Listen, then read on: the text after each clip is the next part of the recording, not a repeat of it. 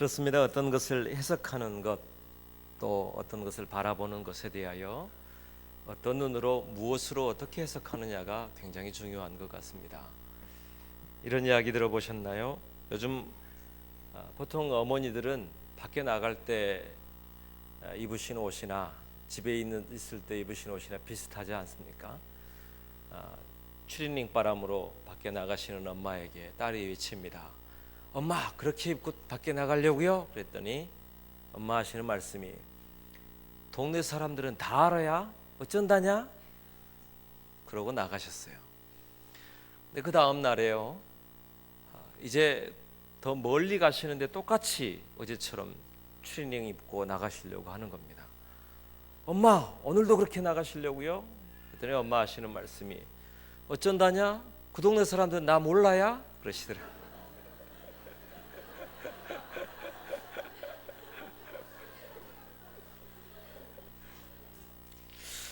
그런 것 같아요.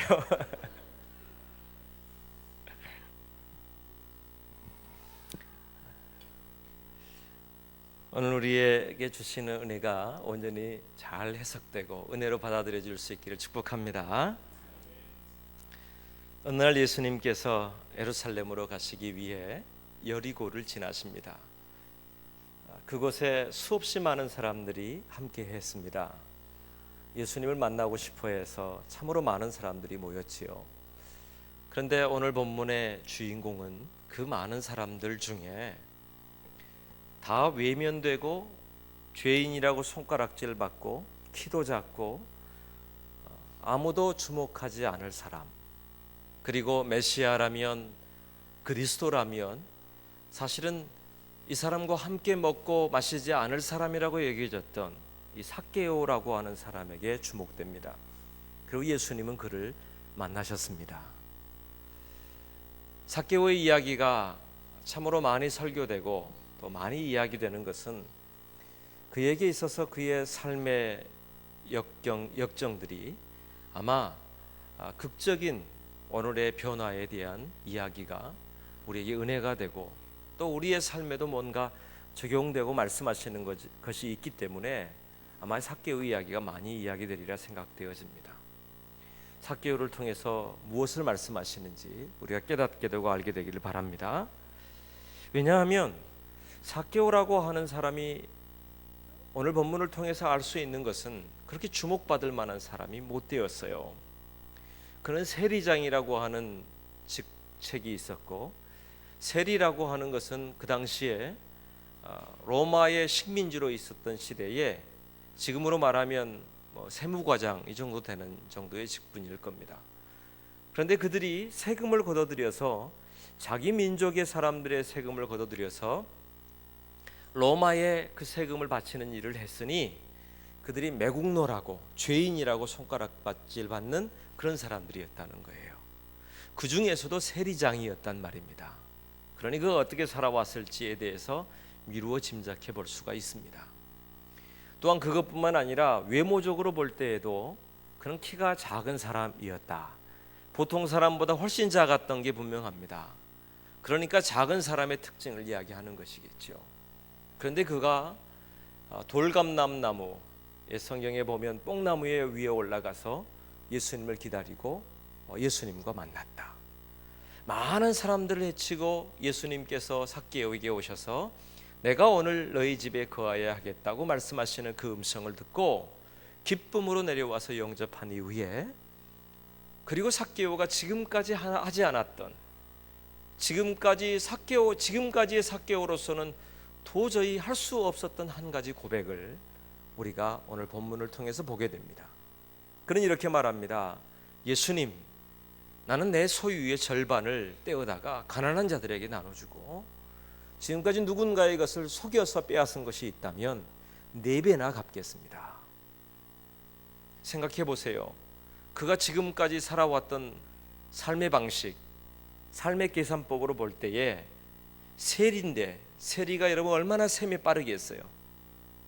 그 셈이 빠르던 사람이 자기의 재산의 절반을 떼어주고 속인 것이 있다면 4배나 갚아준다고 했다면 계산이 뻔히 나오는 거 아니에요. 자기가 가진 게 거의 다가 없어지고 마는 것이 될 것입니다. 그런데도 불구하고 어떻게 이와 같은 고백을 할 수 있었을까? 그리고 그 고백을 하면서도 얼마나 기뻐하는지, 얼마나 행복해하고 감사히 하는지, 오늘 이 삭개오의 모습이 어떻게 이렇게 변화되고 바뀔 수 있었을까요? 한 가지밖에 이유가 될 수 없어요. 바로 예수님을 만난 이후의 일이었습니다. 어떤 일이 있었길래, 도대체 어떤 변화가 있었길래 삭개오에게 이와 같은 역사가 일어났을까요? 그러면 먼저 삭개오의 지금까지 여기 이 사건이 있기 전 이전의 모습이 어땠을지를 한번 미루어 짐작해 보아야 될 것입니다. 삭개오에 대한 이야기는요, 오늘 본문에 나와 있는 게 다예요. 삭개오는 세리장이었다. 키가 작은 사람이었다. 혹자는 말하기를 삭개오라고 하는 사람은 어렸을 적부터 이 작은 키 때문에 열등감이 많았던 사람이었을 것이라고 이야기하고, 또 가난한 이였을 것이라고도 말합니다. 뭐 이해가 될 수 있는 이야기들이죠. 그러니까 그것이 오히려 바뀌어서 나중에 크면서 이 사람의 인생을 바꾸는 일에 사용될 수 있었다라고 말하는 것이지요. 그런데 여러분 아십니까? 최근에 제가 한 책을 보니까 대부분의 사람들은 열등감이 없는 사람이 없다는 거예요. 그리고 그 열등감이 아주 심한 경향이 85% 이상은 심한 열등감을 한 가지씩 모두 갖고 있답니다. 그러니까 자기 속에 약한 부분들이 모두 다 있어요. 오늘 이 삭개오의 모습 속에 작은 키였든지, 아니면 사람들이 주목받지 않았던 외모였든지, 아니면 나름대로의 돈을 취하고 권력을 가졌긴 했지만 다 사람들이 손가락질하는, 그 매국노라고 손가락질 받는, 죄인이라고 손가락질 받는 그것이었든지 무엇이었든지 어찌되었든지 이 삭개오에게 있어서 그의 삶에 괴롭게 되어지고 어렵게 만드는 분명한 한 가지가 있었다는 것입니다. 그러니까 모든 걸 가져보아도 해결되지 않는 그 무엇이 그의 삶에 있었다는 것을 말하는 겁니다. 예전에 제가 삭개오에 대해서 설교하면서 이 이야기를 했던 것이 기억납니다. 아무리 많은 숫자를 가지고 있어도 곱하기 0이 되고 나면 해답은 뭐예요? 0이 되고 마는 거예요. 열이 되었든지 100이 되었든지 1000이 되었든지 만이 되었든지 곱하기 0 하고 나면 0이 되는 거예요. 인생에 아무리 많은 것을 쌓아놓고 많은 것을 가지고 있다 할지라도 곱하기 하고 나서 허무함이 밀려오면 그것은 허무함이라고 하는 해답을 가질 수밖에 없는 것이 그의 인생 속에 드러나는 것입니다. 아무리 많은 것을 취하고 아무리 많은 것을 쌓아놓는다 할지라도 공허함이, 낙심이, 우리 속에 두려움이 찾아오기 시작하면 우리의 삶이 한순간에 낙심과 두려움으로 무너지는 일들을 얼마나 많이 봅니까? 그것이 인생이라고 하는 거예요. 사람들 속에 저 사람이 뭐가 부러워서, 뭐가 없어서, 저 사람만큼만 있으면 내가 떵떵거리고 살겠다고, 행복하게 살겠다고 말하는 많은 사람들이 있지요. 그런데 여러분, 그들 속에도 이런 약함과 연약함들이 모두 숨어 있다는 겁니다. 삭개오는 오늘 그런 대표적인 사람입니다. 다시 말하면 삭개오의 인생의 이전을 살펴보는데 그것은 다름 아닌 예수님을 만나기 이전의 삶이었어요. 예수님을 만나기 이전에는 뭔가가, 지금까지 그냥 살아온 게 아닙니다. 최선을 다해 살아왔어요. 얼마나 힘들게 살아왔으면, 힘써서 살아왔으면 세리들 중에 장이 될 만큼 나름대로의 자기가 쫓아왔던 것에 대하여 인정받았던 사람 아니겠습니까? 그런데도 불구하고 뭔가가 만족하지 못하는 일들이 있었습니다. 어떤 분은 그렇게 말하더라고요. 아마 그가 우연하게 돌감람나무 위에 올라가서 예수님을 만났을 거라고. 그러나 저는 그것에 동의하지 않습니다. 왜냐하면 조금만 더 생각해보면 알 수 있어요. 다 큰 어른이, 그것도 키 작은 것이 컴플렉스가 되어 있다고 생각하면 그런 사람이, 그것도 세리장이나 되는 사람이 사람들이 많은 곳을 뚫고 들어가서 나무 위까지 올라간다고 생각해 보세요. 그것이 아무나 할 수 있는 거예요. 지금으로 말하자면 머리 허옇게 센 어르신이 와서 넥타이 메고 사람들이 어떤 사람이 오니까 그 사람 보고 싶다고 나무 위에 올라가서 그 사람을 쳐다보고 있는 것과 같은데 그 일이 쉬우냔 말이에요. 그는 예수님에 대하여 들었을 겁니다. 병든 자를 고치고 연약한 자들의 친구가 되어주고, 그리고 자기처럼 손가락질 받는다고 여겨졌던 창기와 죄인들의 친구가 되어주었다고 하는 이야기를 들었을 것입니다.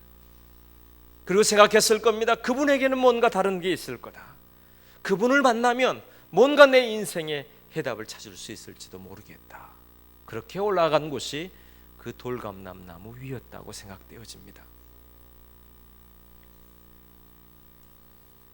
사랑하는 여러분, 오늘 우리의 삶에 참으로 많은 일들이 있습니다만 그 일들 속에 해결되지 않는, 그리고 낙심되어야 될 많은 일들이 우리 삶에 있다는 것을 우리는 알고 있습니다.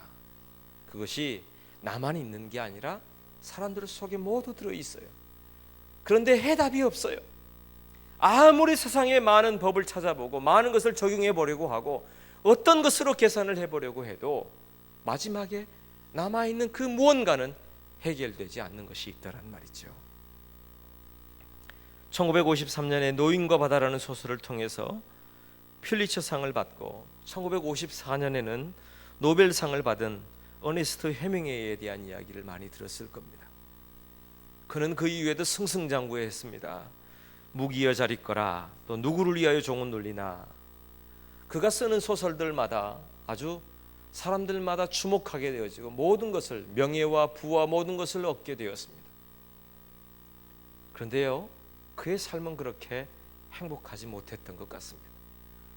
그가 4번의 결혼을 했고 4번 다 실패했습니다.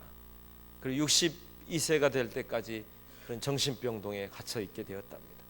그리고 결국은 62세에 20일을 남겨놓고 그가 스스로 총으로 스스로 목숨을 끊고 말았어요. 다 소유하고 그만큼 소유했으면, 그만큼 얻었으면 그럼 만족하고 살 것 같은데, 그 정도면 행복하게 살 것 같은데, 그 정도면 뭔가 인생의 해답을 가질 것 같은데, 이 정도 지식을 가지고 이 정도로 알고 있고 이 정도로 사람들에게 영향력을 미치면 뭔가의 해답을 얻고 찾을 수 있을 것 같은데, 그런 이들마저 해답이 없고 공허함이 밀려올 때에, 낙심이 밀려올 때에, 허망함이 밀려올 때에, 인생의 공간에서 아무도 내 안에 있는 것을 채울 수 없다 여겨질 때에 그곳에서 무너지고 마는 인생의 모습을 보고 있다는 사실입니다. 그것이 한둘인가요? 주목되어진 몇 사람의 이야기뿐인가요? 사람들 속에 이와 같은 것이 없는 사람이 없다는 것을 우리는 알고 있습니다. 왜냐하면 내가 그렇고 우리가 그런 것 아니냐는 말이에요. 그런데 그와 대표적이었던 그 한 사람 삭개오가 완전히 다른 인생이 되었습니다. 다른 사람이 되었습니다. 8절의 말씀에 보니까 삭개오가 서서 주께 여짜오되 주여 보시옵소서, 내 소유의 절반을 가난한 자들에게 주겠사오며 만일 누구의 것을 속여 빼앗은 일이 있으면 네 갑절이나 갚겠나이다. 다시 말하면 그가 지금까지 모든 것이라고 생각했던 그의 모든 재산을 다 내어놓겠다는 이야기잖아요. 아까 말씀드렸듯이 계산이 빠른 사람입니다. 세리입니다. 세리장입니다. 그런데도 불구하고 자기가 생각하는 지금까지 살아왔던 인생의 계산법으로는 도저히 용납도 되지 아니하고 이해도 되지 않는 이야기를 그의 입술로 고백하고 있어요. 도대체 어떤 일이 벌어진 걸까요? 그의 인생에 채워지지 않았던 그 자리에 한 분이 들어오셨거든요. 한 분이 찾아오셨거든요. 그리고 그분을 영접했습니다. 그리고 나니 그의 삶의 방향도, 그가 바라보는 것들도, 그가 기억하고 그가 계산하는 방법들도 모두 달라지기 시작했습니다. 그리고 오늘 마지막 결단을 예수님 앞에 고백하고 있는 겁니다. 도대체 그의 인생을 바꾸어 버린 그 계산법이라고 하는 게 무엇일까요? 저는 오늘 본문에서 그 힌트가 있다고 봅니다.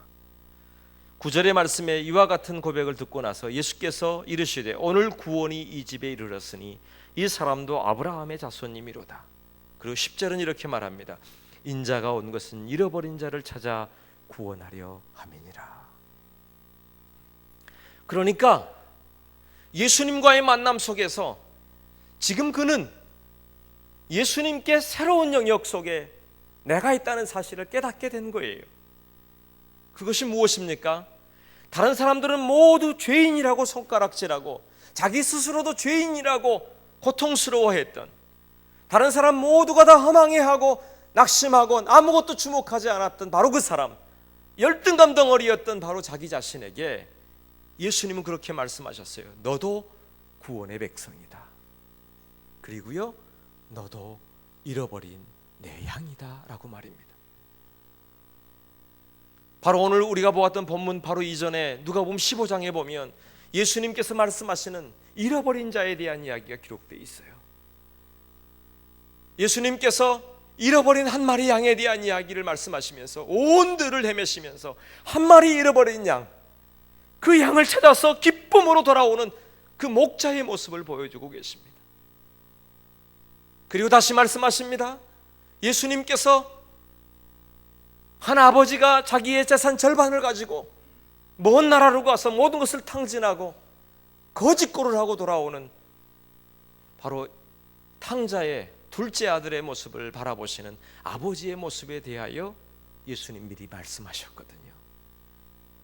아무도 알아보지 못했어요. 그가 아들인지 말입니다.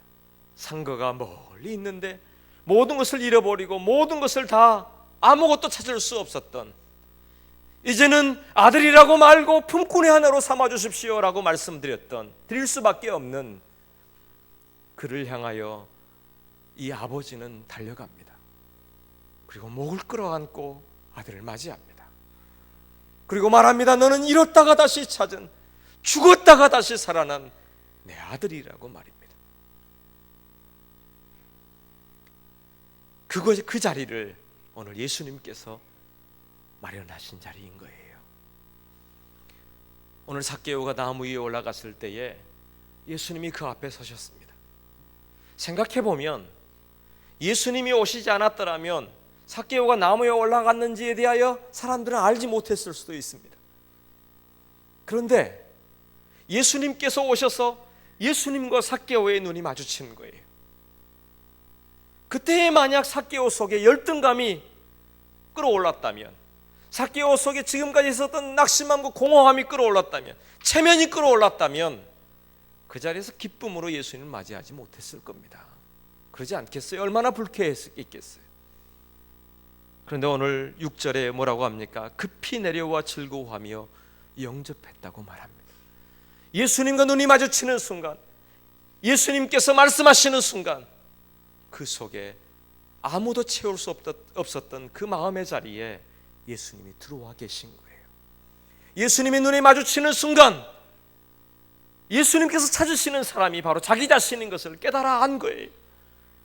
그곳에서 목자의 눈을 발견한 것이고, 그곳에서 목을 끌어안는 아버지의 눈을 발견하게 된 줄로 믿습니다. 그것이 삭개오의 인생을 바꿨단 말이죠. 다른 사람이 모두가 다 이 삭개오에 대하여 죄인이라고 바라볼 때에 예수님은 그를 바라보시면서 잃어버린 자로 바라보셨어요. 잃었다가 다시 찾은, 죽었다가 다시 살아난 아들이라고 바라보셨어요.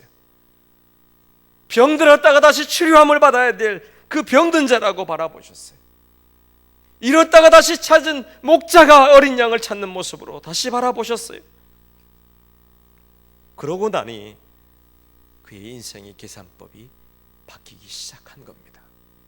주님이 내 안에 오셔서 나를 송두리째 바꾸어 놓았기 때문입니다. 그 이전에는 나의 계산법과 나의 인생에, 내 삶을 바라보는 내 계획에 초점이 맞춰져 있었다면, 이제부터는 나를 찾아오신 예수님께 초점이 맞춰지기 시작했기 때문입니다. 그것을 성경은 이렇게 말합니다. 은혜와 사랑이라고 말입니다. 은혜라고 하는 말의 의미는 값없이 주시는 선물이라는 거예요. 값없이 주시는 선물. 삭개오가 발버둥 치면서 애써서 지금까지 모아놓았던 모든 것은 허무한 뿐이었는데, 그런데 주님이 찾아오셔서 그를 만지시고 그에게 말씀하시고 그와 함께 거하시기를 원하시고 그에게 찾아오신 그 주님의 은혜는 그가 지금까지 맛볼 수 없었던 값없이 주시는 하나님의 은혜였다고 고백할 수밖에 없는 거죠. 그러니 그 은혜를 받은 그가 그의 인생을 바꾸어서 새롭게 다시 보게 되는 거예요. 내가 지금까지 보았던 그 모든 것이 아니라 주 예수 그리스도의 은혜로 다시 본 거죠. 주 예수 그리스도의 사랑으로 다시 본 거죠. 그가 바라보았던 물질과 그의 직업과 그의 인생과 그의 가정까지 모두 다시 계산하게 되는 거예요. 세리의 계산법으로는 세리장의 계산법으로 계산했던 계산이 아니라 예수님의 십자가의 계산법으로, 은혜의 계산법으로, 목자의 계산법으로, 그리고 목을 어긋맞고 끌어안고 먼 거리에 있었던 아들을 향해 달려가는 아버지의 계산법으로 바뀌기 시작한 거예요. 그것이 바로 은혜요 사랑인 줄로 믿습니다. 그 사랑 안에 오늘 우리를 부르셨고 우리를 삭개오를 부르신 주님이 저와 여러분도 불러주신 줄로 믿습니다. 내가 나 된 것은 하나님의 은혜로 된 것이니 내게 주신 그의 은혜가 헛되지 아니하여 내가 모든 사도보다 더 많이 수고하였으나 내가 한 것이 아니요 오직 나와 함께 하신 하나님의 은혜로다. 자기를 발견한 사람, 예수님 안에 나를 발견한 사람이 고백하는 것은 바로 이거예요. 나의 나 된 것은 하나님의 은혜로구나. 그건 말이에요. 이전 것은 분토처럼 여기고 이제부터 나의 삶이 진짜의 삶이구나 라고 여겼던 사도 바울의 고백 아닙니까? 삭개오도 오늘 그가 지금 가장 소중하게 여겼던 바로 자기 재산에 대하여 예수님께 내어놓고 예수님의 계산법을 자기 인생에, 자기의 삶에 적용하기 시작한 거예요. 사랑하는 여러분, 우리 안에 이 은혜의 법이 임하기를 축복합니다. 이 사랑의 법이 임하기를 축복합니다. 로마서 8장 2절에 이는 그리스도 예수 안에 있는 생명의 성령의 법이 죄와 사망의 법에서 너를 해방하였습니다. 요한일서 4장 18절에도 사랑 안에 두려움이 없고 온전한 사랑이 두려움을 내쫓나니 두려움에는 형벌이 있음이라 두려워하는 자는 사랑 안에서 온전히 이루지 못하였느니라. 로마서 8장 15절의 말씀을 더 주목하여 들으십시오. 너희는 다시 무소하는 종의 영을 받지 아니하고 양자의 영을 받았으므로 우리가 아빠 아버지라고 부르짖느니라. 지금까지 나를 해석했던 모든 해석이 달라졌어요. 내 인생의 열등감이든지 죄인이든지 내 삶에 바라보았던 모든 권력이든지 물질이든지 내 인생에 바라봤던 공허함이든지 낙심함이든지 허무함이 아니라 죄와 사망의 법이 아니라 생명의 성령의 법으로 사랑의 십자가의 법으로 모든 것 내어주신, 나를 위하여 내어주신, 나를 선택하신 오직 은혜의 법으로 무엇보다도 두렵고 무섭고 고통 중에 있는 내 인생의 죄악과 어두움을 물리치시고 하나님을 아빠 아버지라 부를 수 있는 그 은혜와 사랑의 자리로 우리를 불러주셨다는 이야기예요. 내 인생을 다시 해석하기를 축복합니다. 내 삶이 다시 해석되기를 축복합니다. 내 직업이, 내 인생이, 우리 가정이 다시 해석될 수 있게 되기를 축복합니다. 은혜와 사랑의 법으로 말입니다. 그러고 보면 달라지는 거예요. 제가 들었던 이야기 중에 감동적인 한 가지 이야기는 인공호흡법에 관한 이야기입니다. 사람이 물에 빠지면요, 보통 사람들은 어떻게 구할까, 또 무섭고 떨리는 마음 때문에 어찌할 바를 모를 때가 많습니다. 근데 대부분 보면요, 아이가 물에 빠지면 엄마 아빠는 그러지 않는 것 같아요. 생각할 겨를이 없어요. 뛰어드는 거예요. 왜 그럴까요? 사랑하기 때문인 거예요. 그건 무언가로 해석될 수 없는 이야기 아니겠습니까? 한 아이가 물에 빠졌습니다. 그런데 건져놓고 보니 숨을 쉬지 않는 겁니다. 그때 이 어머니가 어떻게 할 수 없어서 울부짖다가 자기가 쉬고 있는 숨이라도 이 아이에게 불어넣고 싶어서 입에다 대고 자기 숨을 계속해서 집어넣는 거예요. 또 숨을 집어넣고 또 숨을 집어넣고. 그러니까 어느 순간에 애가 뭔가를 탁 토해내면서 다시 숨을 쉬기 시작했다는 겁니다. 그게 여러분 인공호흡법이 시작된 시작이었다고 이야기합니다. 거창한 이론이나 어떤 의학적인 무슨 박사가 만들어낸 게 아니에요. 사랑이 만들어낸 생명의 법이 뭐냐? 바로 여기서부터 시작된 거죠. 그것은 다른 것으로 시작될 수 있는 게 아닙니다. 뭔가로 해석될 수 있는 게 아니에요. 바로 그 자리가 하나님의 법이 적용되고 생명의 법이 적용되고 사랑의 법이 적용되고 내 힘으로 내 능력으로 할 수 없었던 값없이 주시는 은혜의 법이 적용된 자리, 바로 그 자리가 된 줄로 믿습니다. 사랑하는 여러분, 그 은혜의 자리에 있게 되기를 축복합니다. 나를 부르신 자리에서, 나를 선택하신 자리에서, 나를 만나고자 원하시는 자리에서 예수님이 그냥 한 분의 한 사람이 내가 신앙인 정도가 아니라 예수님을 영접하고 만나게 되기를 바랍니다. 내가 너의 집에 네 안에 거해야 되겠다고 말씀하시면 주님 오시옵소서라고 영접하는 은총이 있게 되기를 축복합니다. 그때부터 내 인생의 법이 달라지기 때문입니다. 말씀을 맺겠습니다. 본래 삭개오라고 하는 이름의 뜻은요, 맑음, 깨끗함, 순수함, 그런 의미예요. 그런데 그가 지금 손가락질 받으면서 그의 이름이 죄인, 매국노, 세리라고 하는 이름이 그에게 다시 붙었습니다. 지금까지 살아왔던 그의 인생을 반영하는 이름이 되고 말았습니다. 그런데 그가 오늘 예수님을 만난 이후에 다시 그 이름을 찾았지 않겠어요? 맑음이었던, 깨끗함이었던 그 이름을 다시 찾은 것 아니겠습니까?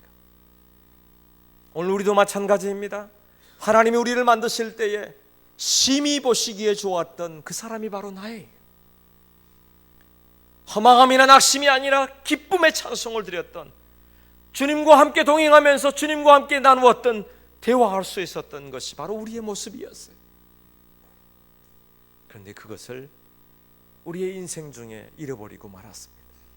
그리고 그곳에 죄와 사망이, 어둠이 자리하고 말았어요. 그러니 우리의 인생에 해답 없는 인생이 되고 만 것 아니겠어요?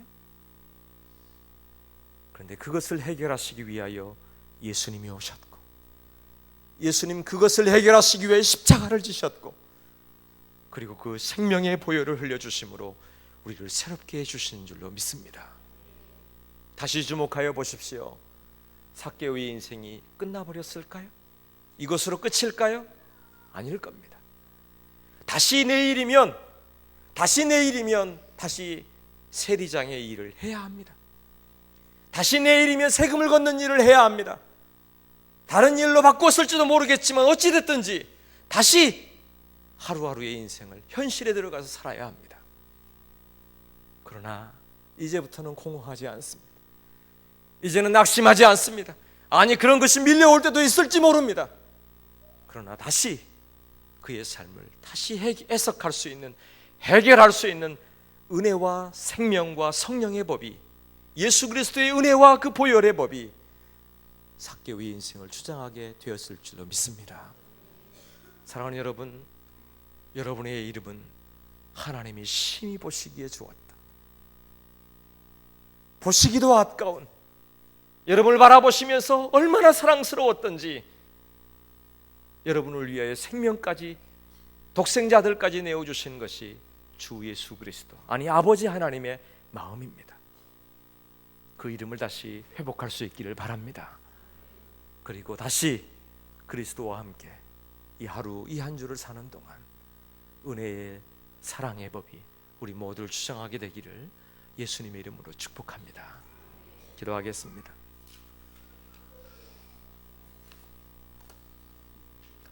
주여, 주의 이름 앞에 섭니다. 우리를 불쌍히 여기시고 긍휼히 여겨 주시옵소서. 주의 은혜로 다시 서게 하여 주시옵소서.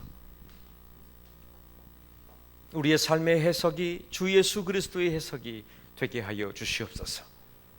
오늘 여기까지 온 것이, 또 주님을 만난 것이 오직 주님의 은혜라고 고백하며 다시 하나님 앞에 서게 하여 주시옵소서. 예수님의 이름으로 기도드립니다. 아멘.